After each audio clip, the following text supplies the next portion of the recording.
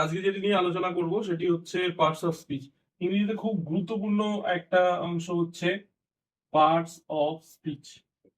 তো একেবারে কমন যে জিনিসগুলো আমরা হয়তোবা জানি, ১, ২, ৩, ৪, ৫, ৬, ৭, ৮। পার্টস অফ স্পিচ হলো ৮ প্রকারের, ঠিক আছে? তো পার্টস অফ স্পিচকে আমরা একটি মাত্র সেন্টেন্সের মাধ্যমে দেখানোর চেষ্টা করব। কয়টি সেন্টেন্সের মাধ্যমে? একটি মাত্র সেন্টেন্সের মাধ্যমে। তো পার্টস অফ স্পিচ, প্রথমে আমরা পার্টস অফ স্পিচ যেটা পাই সেটি হলো নাউন। নাউন কি? Name of person, place or thing. একটু আইডিয়া করে দেখুন, একটু ভেবে দেখুন যে আমরা যা কিছু দেখি তা লিমিটেড হচ্ছে to person, place or thing. Person either সেটা পার্সন হবে, কিংবা জায়গা হবে, কিংবা বস্তু হবে।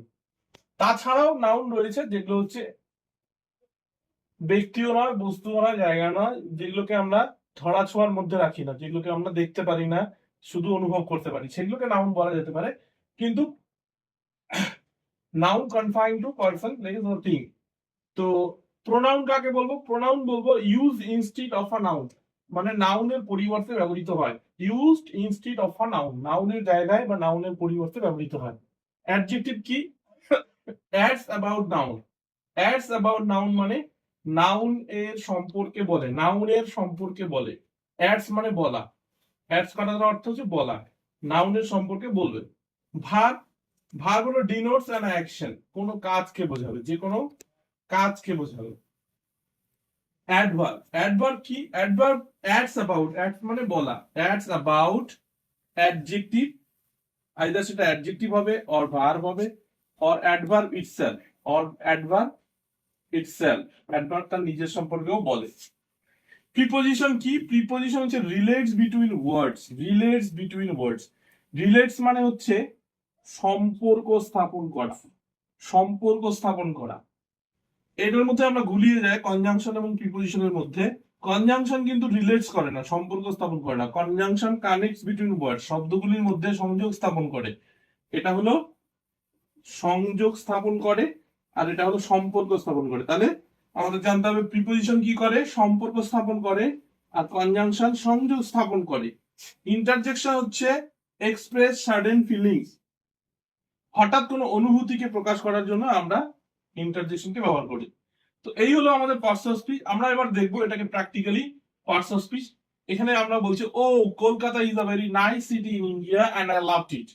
ও শব্দটা, ও শব্দটা দিয়ে ও সাবাস খুব ভালো, ও শব্দটা দিয়ে আমরা সাধারণ ফিলিংস বা হঠাৎ কোনো অনুভূতিকে কি ডিনোট করছি, অনুভূতিকে ডিনোট করছি, তাই জন্য এটা হচ্ছে ইন্টারজেকশন। Express certain feelings.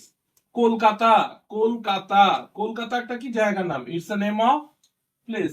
তাহলে এটা হলো একটি নাউন, এটি হলো একটি নাউন, এটি হলো একটি ইন্টারজেকশন। ইজ, ইজ হলো, আমরা জানি, সবাই জানে ইজ হলো ভার্ব, যদিও এখানে কোনো অ্যাকশন ডিনোট করছে না, এখানে কোনো অ্যাকশন ডিনোট করছে না, কিন্তু ইজ হলো ভার্ব। এ আর্টিকেল ভেরি নাইস সিটি। তো আমরা যদি সিটি শব্দটাকে নাউন ভাবি, it's name of place, city শব্দটা নাউন, কলকাতার শব্দটা নাউন, তো নাউনের সম্পর্কে বলে নাইস সিটি। কি রকম সিটি? Nice city. কি রকম সিটি? Nice city. তাহলে নাইস শব্দটি এখানে আমাদের অ্যাডজেক্টিভ। এবার ভেরি নাইস, ভেরি শব্দটা কার সম্পর্কে বলছে?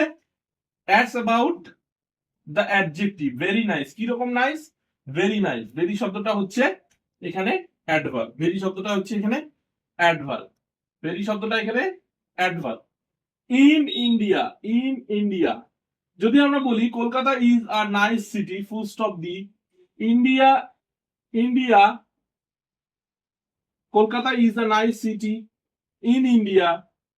তো যদি আমরা ইন শব্দটা না ব্যবহার করি, আমরা যদি বলি Kolkata is a nice city India, তাহলে কোনো মানে হচ্ছে না। Kolkata is a nice city India কোনো অর্থ প্রকাশ করছে না।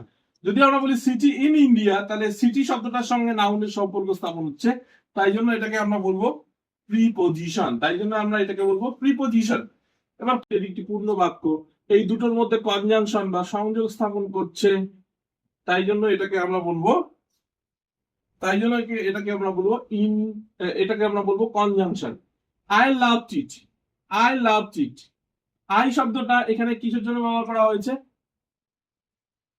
এটা একটি প্রোনাউন, এটি একটি প্রোনাউন।